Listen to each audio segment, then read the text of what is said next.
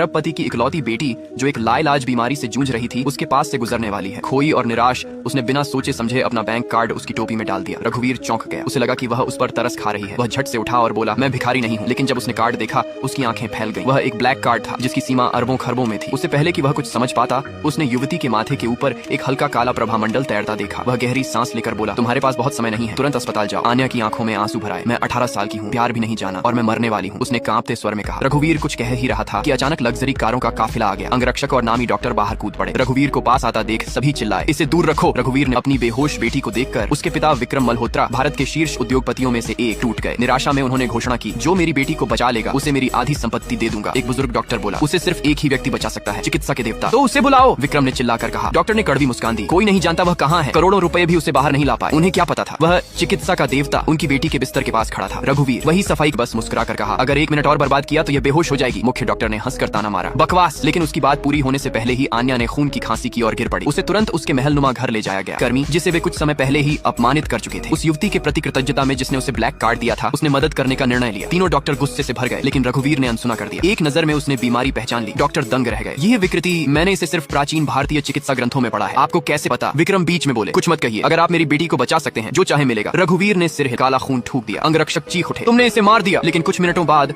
जांच में पता चला बीमारी तेजी से घट रही थी। डॉक्टरों में से एक तो तुरंत आया, अपनी जेब से 4 सुनहरी सुइयां निकाली और आन्या की खोपड़ी के कई बिंदुओं पर सटीकता से चुभाई। अगले ही पल आन्या ने मुंह से तुरंत उसके चरणों में गिरकर शिष्य बनना चाहता था। रघुवीर बिना कुछ कहे वहां से चला गया। कुछ दिनों बाद मल्होत्रा समूह की शेयरधारक बैठक हो रही थी। सब लोग उसके चचेरे भाई करण मल्होत्रा की चापलूसी में लगे थे, मानकर कि वही अगला उत्तराधिकारी बनेगा। जब रघुवीर अंदर आया सभी ने हंसकर उसका मजाक उड़ाया। लो आ गया हमारा सड़क झाड़ने वाला। बैठक के अंत में करण को समूह का नया अध्यक्ष घोषित कर दिया गया। वह अहंकार से बोला, आज के बाद तुम्हारा इस परिवार में कोई स्थान नहीं, सड़कें साफ करो, वही तुम्हारी औकात है। रघुवीर शांत रहा। उसने फोन निकाला और कहा, मल्होत्रा समूह के सारे शेयर खरीद लो। करण हंस पड़ा।